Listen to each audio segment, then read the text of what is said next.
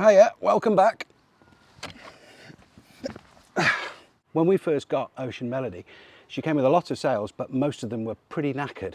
She was designed and supplied originally to be an ocean-going racing boat to be sailed with a crew of strong, capable young chaps and chapesses who would come forward and physically change the sails from a big sail to a smaller sail as the wind increases. Nowadays, a lot of cruising boats have got what we call roller reefing, where the sail wraps around the steel cable, the headstay that holds the mast up, and we'll go into that later. But as a result, she's got a load of head sails, a mainsail, a main on the mizzen, a mizzen staysail and a big spinnaker as well, an asymmetric. But all of them were kind of tired and past their best. And when we were sailing back from Dartmouth earlier in the year, which is a 400 odd mile sail, so it's a long way, we actually managed to rip the mainsail in 2 different places. So even though it looked okay and looked fairly crispy, the fabric was so worn and so UV damaged that it was just tearing, and we could have got it repaired, but it was just starting to get to the point where it would need repair after repair after repair. What we did after that is our friend Mike gave us a mainsail from his Beneteau, which is a smaller boat, and it kind of worked, but a lot of you commented it looked kind of comically small. It was almost like having a first reef in the main. So it didn't quite reach the top of the mast, and it didn't quite reach the end of the boom, and it was better than the mainsail that we got, but not great really.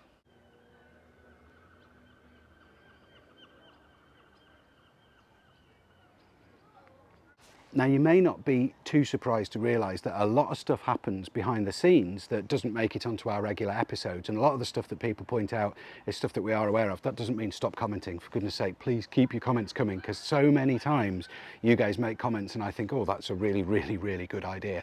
And other times people make comments and we think, oh, we are aware of that and it's something that we're addressing, but we're kind of getting to it over time. And the sail issue is one of them. So behind the scenes, for many, many, many months now, we have been working with Precision Sails to become Precision Sails partners and design, ultimately, a full new suite of sails for Ocean Melody. Some of our more eagle-eyed viewers will have noticed that on the foredeck there is actually a drum and foils. There's a full set of drum and foils for a roller reefing set for a Genoa, but that's not what I'm introducing today. What's happening today is we are taking delivery of our brand new, custom made, custom designed mainsail that we've been working on for months, which is, as I say, a custom thing that's been designed specifically for this boat by the experts at Precision Sails. We have been blown away by this company, by the quality of the customer service, by the quality of the design, I mean, they're called Precision Sails for a reason.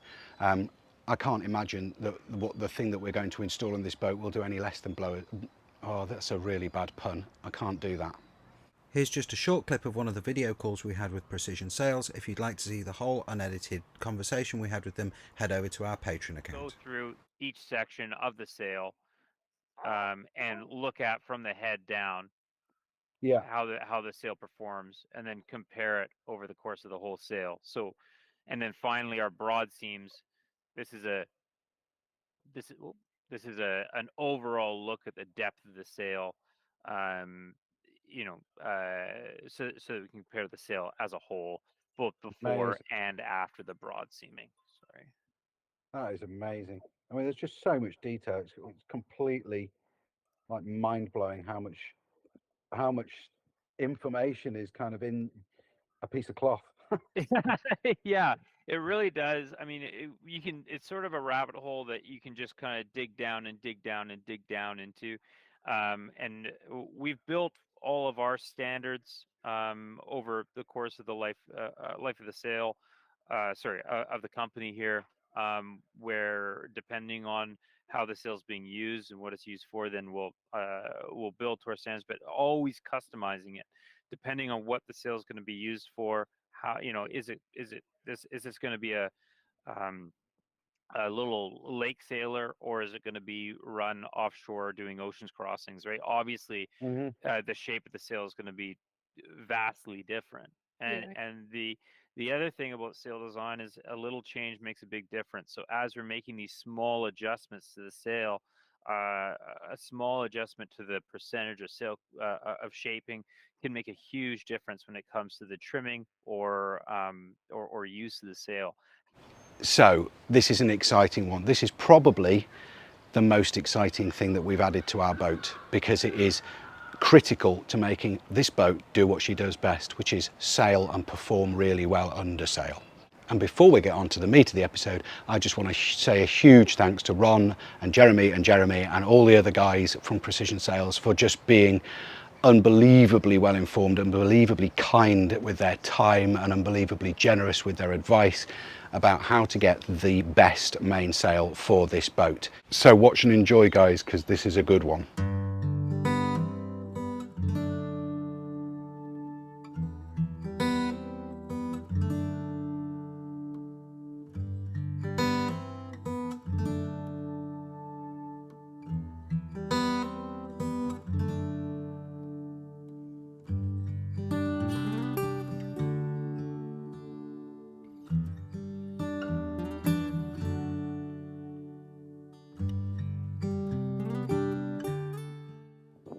Chris has just arrived to help us with everything that we are doing. Welcome aboard, Chris.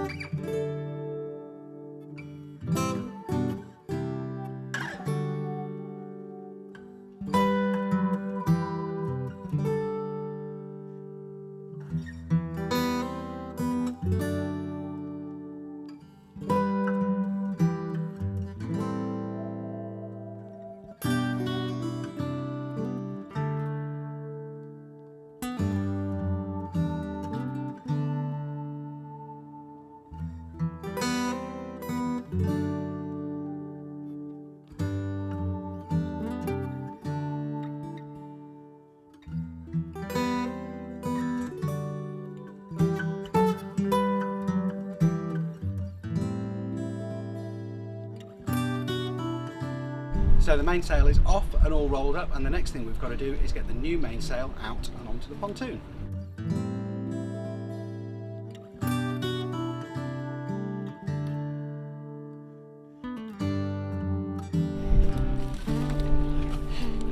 Wow, look at that.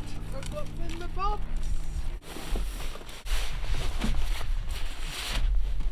There's the battens. Oh, they're not. They're not going to pudoing. Probably the most exciting thing we've put on our boat since our Hydrovane. Since our baby. Since our baby. Oh yeah, I think about Hydrovane, Melissa thinks about baby. So the next thing to do was unroll our amazing new mainsail and remove the old batten sliders from the mast track. I couldn't get them out there.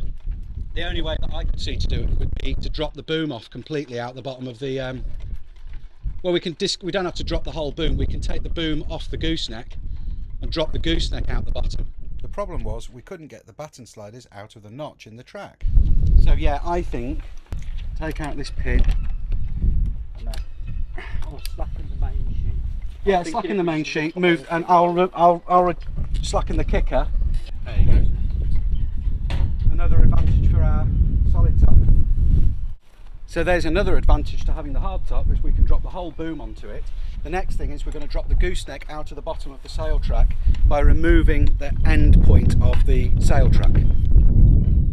While we're doing sail stuff, Ollie is planning the navigation for today.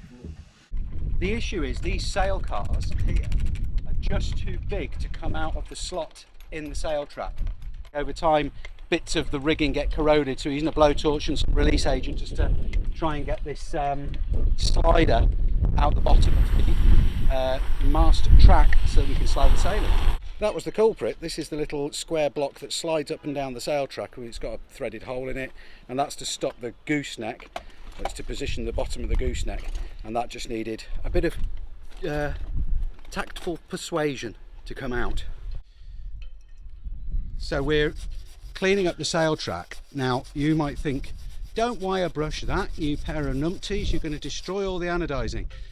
There's no anodizing left on that bit of the mast. It's so corroded from having the little piece of, well, it's just because it's had a stainless screw into aluminium. It's galvanic reactions and all of that stuff. You all know about it. Yeah. Lovely.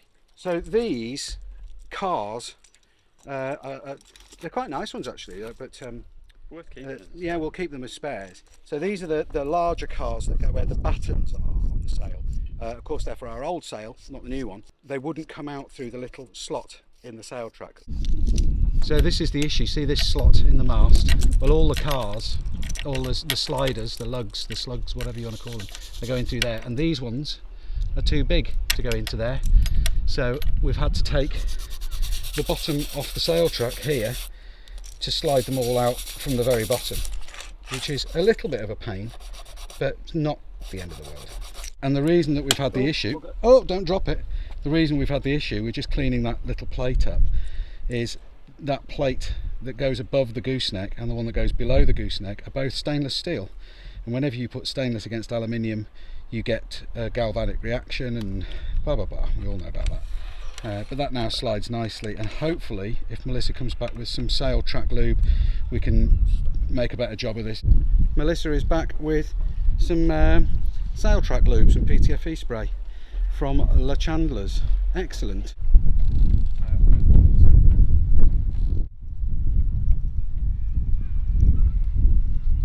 So I think we're more or less at the point where we're ready to put the main up. As you'll notice, we've still got the boom attached just on the top of our cockpit enclosure, because we're feeding the sail in, as I've said, right the way from the bottom of the track, rather than through the feeding the sliders in through the notch, as you've seen. So let's get that done. I've got a feeling the heavens are about to open. Where's Jack? Some of you might be asking. He's actually away on holiday. He's staying with his auntie.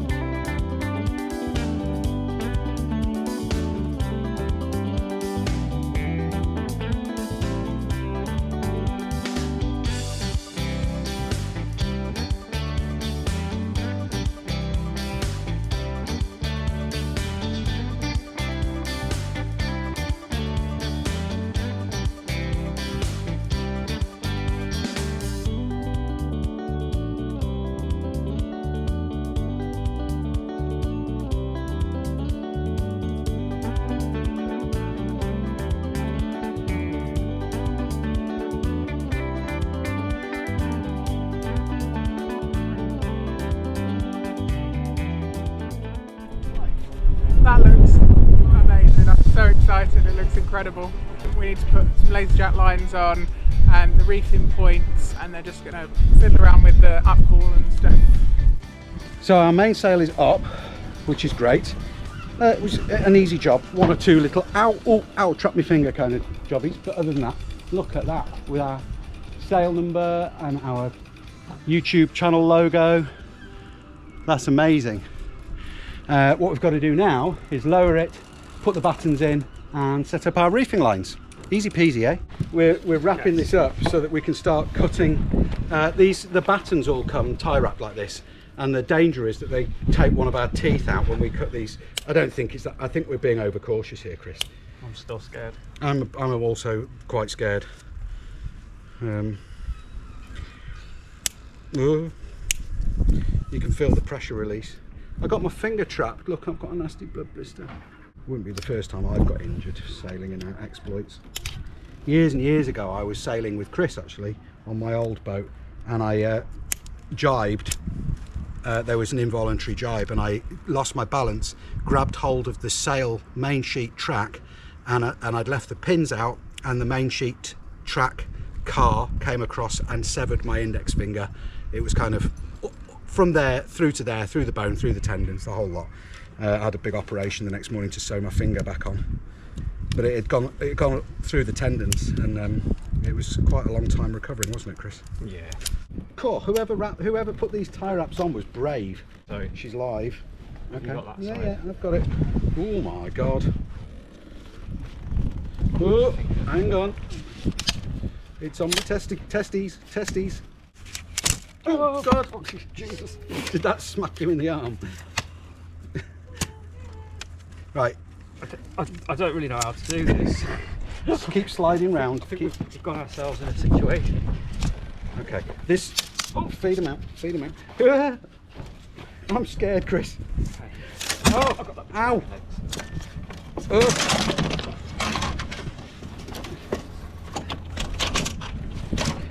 we've done it. We did it. Nobody got hurt. Nobody lost an eye. No. That was a bit frightening. That's button 4. Okay. We, Yeah. Lay them all out. that's button 4.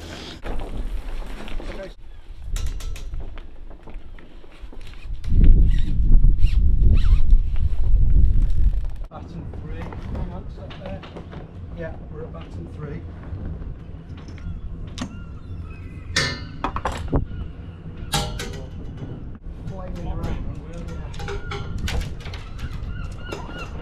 We need rounded corners, 100%. We've got to have rounded corners, and we've got to move that back end 8 inches forward. Because look at that, there you go. It's just touching, isn't it? So that's no good. It's no good. We've got to change that.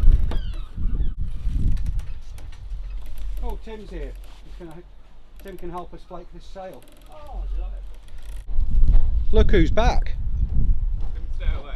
As if by magic, and just when we need you to help us flake this sail. I'm loving it. What do you think?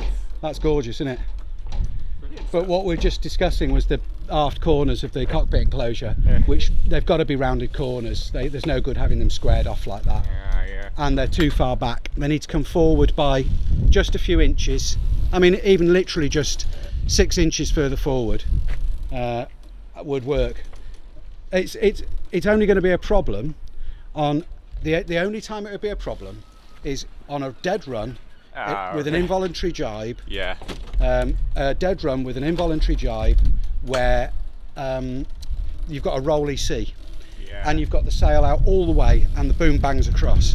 Yeah. It'll take that out. Might as well take the time and get it right now, eh? Yeah, exactly. The rest of the time I don't think it'll be any issue at all. When a sail is literally brand new like this, the fabric is lovely and crispy, which makes for a beautiful sail shape, but it can make it a bit of a handful to flake, by which I mean to get it to naturally fall into a nice even pattern left and right over the boom. Now the way the sail came to us, folded up directly from Precision Sails, was amazing. It already had crease lines in it, which was so close to being perfect that it won't be long at all before this sail just falls beautifully into a nice, neat, flaked pile when we release the halyard. But for now, for the first few drops of the sail, it needed some gentle guidance.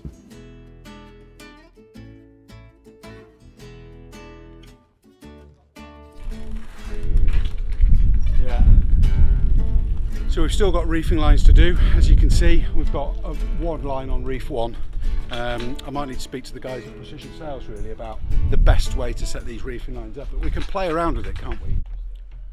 What complicated the issue then is the fact that we're not dead into wind. Now normally when you raise and lower a mainsail, you turn into wind so that the sail's just luffing and flapping around and you've got no strain on it.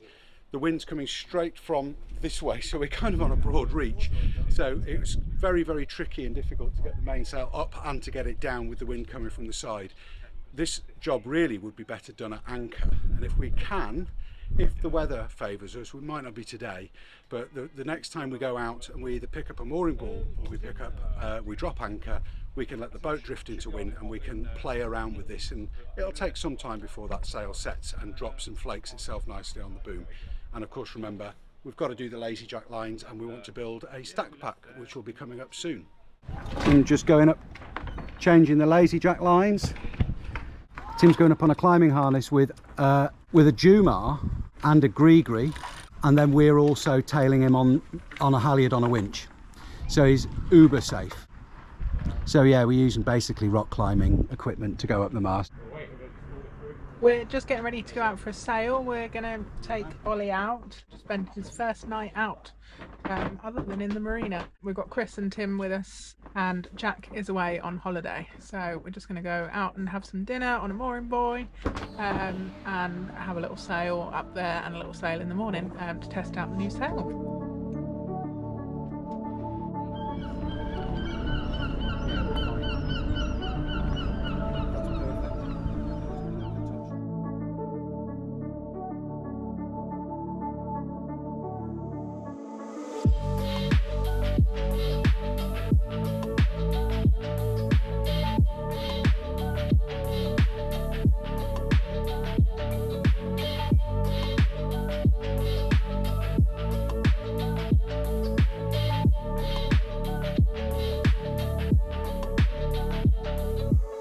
We've got how much wind?